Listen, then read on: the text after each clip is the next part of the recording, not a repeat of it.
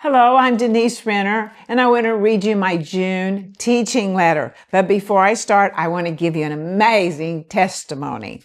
It says that this man had a brain operation and they removed a blood clot.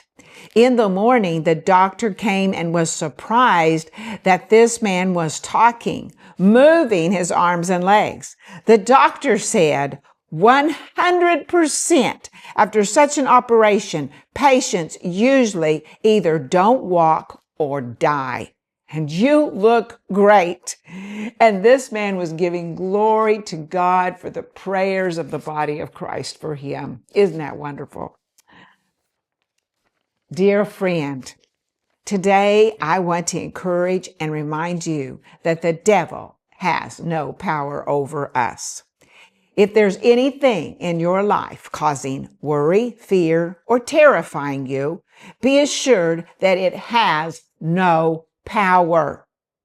Our enemy may seem like a roaring lion, but he has no teeth because Jesus stripped him of his power. All he has remaining in his arsenal are deception and lies. But even though our enemy is powerless, that does not stop him from sending giants our way. We are all confronted by giants at some time in our lives. Fear or lack of finances could be giants confronting you today. Conflict in your family with no obvious solutions could be another giant. Relationship problems or work challenges that you cannot control could be a giant in your life. Whatever it is you're facing, it probably looks like a mountain, like a giant, staring you in the face and daring you to try to defeat it. I have had giants in my own life that needed to be destroyed and taken down, and the only way to defeat them was with the Word and the Spirit of God. I have spent hours renewing my mind with the Word of God. His Word is alive and powerful, and with it, we are able to take down the giants that try to confront us in our lives. Today, we will examine one giant that can open the door to other giants, and that is the giant of complaining. Complaining is a giant. We live in a time when we have instant access to information and connection with people around the world. Sometimes we take these modern conveniences for granted. We are able to quickly call or email our friends, drive a short distance for groceries or medicine, or push a button for entertainment. There can be a tendency to act entitled rather than being grateful or thankful. We can easily forget how blessed we really are. When this happens, the giant of complaining rises up. The Israelites were an example of this. They were God's chosen people and had received so much from Him. They observed the 10 plagues in Egypt, watched the Red Sea split, and walked through it on dry land. And also watched as Pharaoh and his army pursued them on the same dry land, only to be drowned with the waters covered over them. The Israelites saw it all. While traveling in the wilderness, God continued to provide for and protect the children of Israel. He fed them manna that fell from the sky every day. This bread-like substance probably contained every vitamin and mineral the body needed.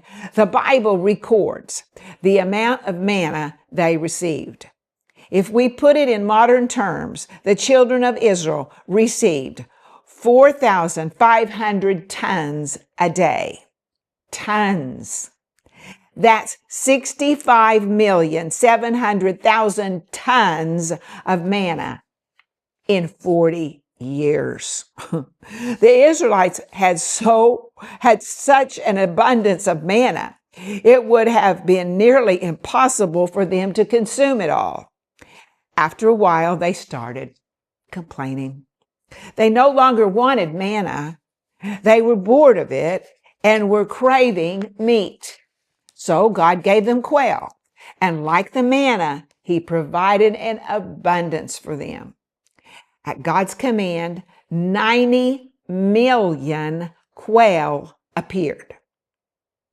Now, friend, just imagine 90 million quail every day. God is such an incredible giver, but the Israelites were such complainers, both with the manna and the quail. God sent abundant provision, more than they could possibly consume in a day, but they still complained.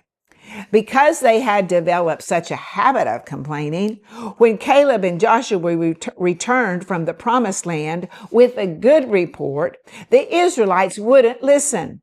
The spies returned, and Caleb boldly declared, "We can take this land. We can defeat these giants." But those who went with Joshua and Caleb to the promised land complained. We're grasshoppers in their sight. They had forgotten how God had drowned Pharaoh's entire army. Numbers 14 records how deep their complaining and ungratefulness went. And all the children of Israel complained against Moses and Aaron, and the whole congregation said to them, "If only we had died in the land of Egypt, or if only we had died in this wilderness. Why has the Lord brought us to this land to fall by the sword, that our wives and our children should become victims? Would it not be better for us to return to Egypt?" Numbers 14, verses 2 through 3. They were such complainers. They began to talk about Egypt, where they had been slaves, as if it had been better than God's promised land. Complaining is so dangerous because it can become habitual. Maybe you are only grumbling on the inside and think it isn't affecting anyone.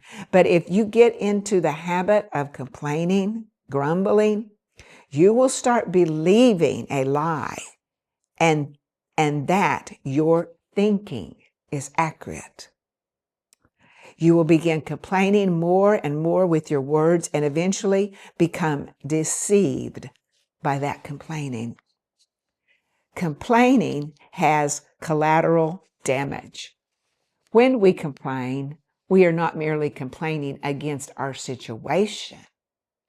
We're complaining against God. In Numbers 14, verse 27, God says, "How long shall I bear with this evil congregation who complain against me? I have heard those complaints which the children of Israel make against me." The word complain refers to an intellectual rebellion against God. My friend, we do not want this giant of complaining to have rulership over our lives because it will harden our hearts. I have counseled many married couples, especially the wives, and I have seen how a wife with her own attitude of complaining can tear down her marriage. She might say she doesn't like how her husband treats her mother. Maybe she complains that the children don't receive enough attention from their father. She doesn't like that the husband doesn't make enough money and how he eats, or that he leaves his socks on the floor. It's nothing but complaints. And in a marriage, that can build a wall so thick that the sweet communion that husband and wife once enjoyed is absolutely broken. Over the years, in some marriages, I have seen that the husband's heart has been so hurt by the complaining and criticism of the wife, it brought them to the point of divorce. This giant of complaining is destructive and can begin in small ways, but can become habitual. If we allow it to stay, it will cause us to hurt God and everyone else around us trying their best to love us. fighting back with thanksgiving. So how are we going to escape from the giant of complaining? God provided the perfect weapon, thanksgiving. I've seen thanksgiving annihilate that giant of complaining over and over and over again.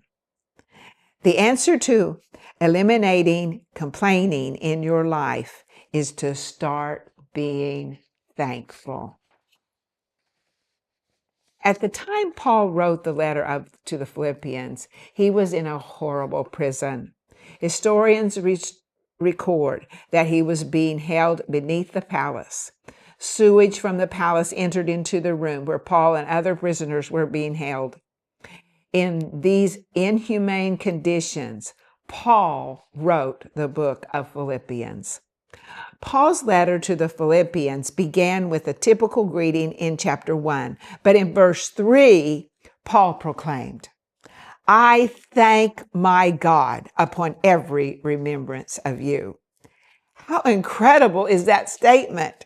Rats were crawling on that raw sewage that surrounded Paul. He was standing in sewage flowing from the palace. People were dying around him from the horrible conditions. But the very first words from Paul's mouth were, "I thank my God." Later, he says, "Indeed, I have all and abound. I am full, having received from Epaphroditus the things sent from you, a sweet-smelling aroma and an acceptable sacrifice, well-pleasing to God." Philippians 4, verse 18. How filled with thanksgiving must a person be to still say, "I have all and abound," while surrounded with horrible conditions? There are times by our own will we must choose to say, "God, everything is not how I want it, but you are faithful. God, you love me. I have breath in my lungs. I woke up today, and you've given me a job and a home. God, you've given me food to eat, and I thank you. I thank you for the Holy Spirit that lives on the inside of me." That kind of thankfulness will defeat the enemy of complaining. We don't want to become habitual complainers. We want to be habitual thankers. 1 Thessalonians verse 5 says to be thankful in all things. Not for all things, but in all things.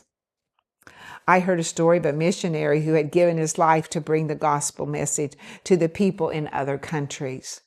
He had a wife and children who stayed in America while he was taking a trip to serve the other countries. But while he was there, he received news that his wife was killed in a car accident.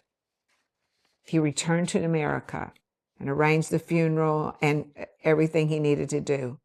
But he became so depressed that he could hardly lift his head. His trust in God was shattered, and all he could think was, "How could God have not protected my wife while I was giving my life in another country?" Maybe in your own life, you've had those kind of thoughts too. That missionary eventually became so depressed that he went to another godly minister and poured out his heart. After that talk, the minister simply told him, "Brother, you've got to get some thanksgiving in you." The missionary took his advice and just sat there, trying to be thankful.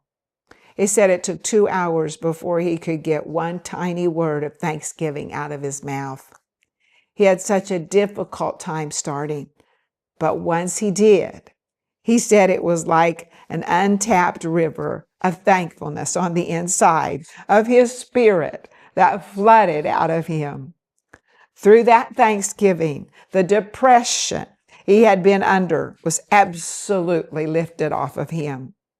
That man of God got married again, had another baby by the second wife, and he resumed traveling to other nations and sharing the gospel with other people around the world.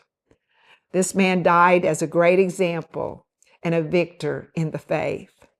But what was it that brought down the enemies of complaining, depression, and oppression in his life? Thanksgiving. God understands that complaining is not a blessing in our lives. He knows that if we complain, our hearts are not thankful. If we're not thankful, we cannot see the blessings God has given us. Complaining is almost like having blinders, covers over our eyes to keep us from seeing God's blessings. Instead of focusing on the blessings that we do have, we focus on the negatives in our lives. What we haven't received or what is not working out for us. And we think, shouldn't my life be better? Complaining becomes a giant in our lives and blinds us to the reality of all the good that God has done for us. We must develop a heart of thankful gratitude to pull down that giant of complaining. I am so grateful that I have been able to communicate this important and vital truth with you today. I am always so happy to share with you. Please plan to join me for my weekly program, Time with Denise Renner. It is such a special time. You can connect with me every Monday at 7 a.m. Central Time on Facebook or YouTube. You can also watch Wednesdays at 12 o'clock p.m. Central Time on Facebook. And also starting June 2nd, I'm going to be on the Victory Channel. Please join me if you can watch that. I hope you will make time in your schedule to watch. Before I close this letter, I also want to remind you that if you need prayer for anything in your life, our prayer team is there for you. You can call 1-844-473-6637 or email us at prayer@deniserenner.org. We are ready to support and encourage you through whatever is happening in your life. We are moving forward together. Denise Renner.